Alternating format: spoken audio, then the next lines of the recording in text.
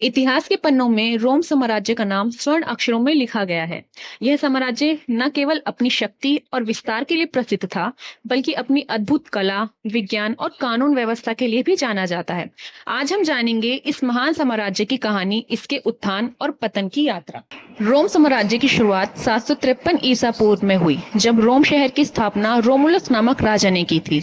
यह साम्राज्य एक छोटे से शहर राज्य के रूप में शुरू हुआ था, लेकिन धीरे धीरे ये इटली और उसके बाद पूरे यूरोप, उत्तरी अफ्रीका और पश्चिमी एशिया तक फैल गया।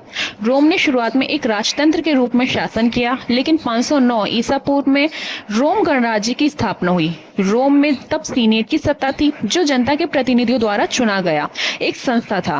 वह व्यवस्था लगभग 500 साल तक चली और इसी दौरान रोम ने अपनी सबसे बड़ी विजय प्राप्त की। रोम का सैन्य संगठन दुनिया में सबसे कुशल था। रोम की सेना, जिसे लीजन कहा जाता था, लीजन ने यूरोप, एशिया और अफ्रीका के बड़े हिस्सों पर विजय प्राप्त की।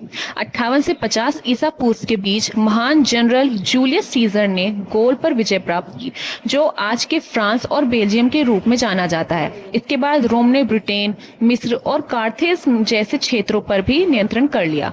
रोम का विस्तार उसकी सैन्य शक्ति और राजनीतिक कुशलता के कारण हुआ, लेकिन रोम की विजय केवल युद्धों तक सीमित नहीं थी।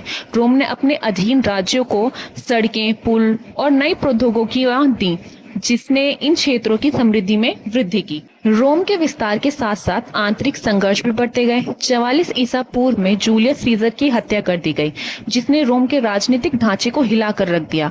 इसके बाद सत्ता संघर्ष शुरू हुआ और अंततः सीजर के भतीजे ऑगस्टस ने 27 ईसा पूर्व में रोम के पहले सम्राट के रूप में सत्ता संभाली। ऑगस्टस का शासन रोम के लिए स्वर्ण युग साबित हुआ। उसके नेतृत्व में रोम साम्राज्य ने स्थायित्व, शांति और समृद्धि के एक नए दौर की शुरुआत की, जिसे पैक्स रोमाना कहा जाता है, यानी रोम की शांति। इस दौर में रोम का सांस्कृतिक और आर्थिक विकास अपने चरम पर था। लेकिन कोई भी साम्राज्य हमेशा के लिए नहीं टिकता। 4वीं शताब्दी आते आते रोम साम्राज्य आंतरिक समस्याओं से जूझने लगा। आर्थिक संकट, राजनीतिक अस्थिरता और सेना की कमजोरियों ने रोम को कमजोर बना दिया।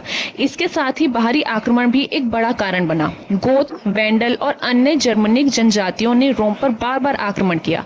476 ईस्वी में पश्चिम रोम साम्राज्य का पतन हो गया, जब अंतिम रोमन सम्राट रोमुलस ऑगस्टस को हटा दिया गया। हालांकि पूर्वी रोम साम्राज्य, जिसे बीजान्टिक साम्राज्य के नाम से जाना जाता है, कुछ और सदियों तक टिका रहा। लेकिन पश्चिमी रोम साम्राज्य का पतन इतिहास में एक महत्वपूर्ण मोड़ था, जिसे डार्क एज की शुरुआत माना जाता है।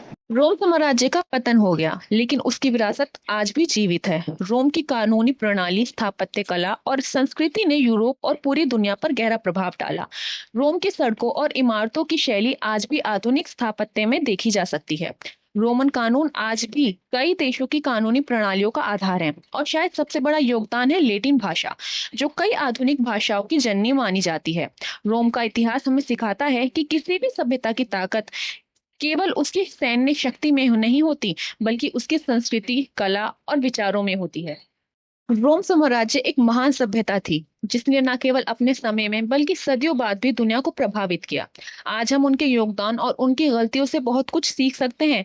रोम का पतन एक चेतावनी है कि कोई भी साम्राज्य, चाहे वे कितना भी शक्तिशाली क्यों ना हो, अगर आंतरिक रूप से कमजोर हो जाए तो उसका अंत निश्चित है। हमारी आधुनिक दुनिया की कई व्यवस्थाएं और संस्थाएं रोम से प्रेरित हैं, और इस तरह रोम की विरासत सदैव जीवित रहेगी।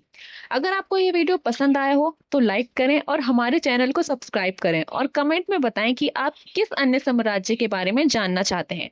धन्यवाद।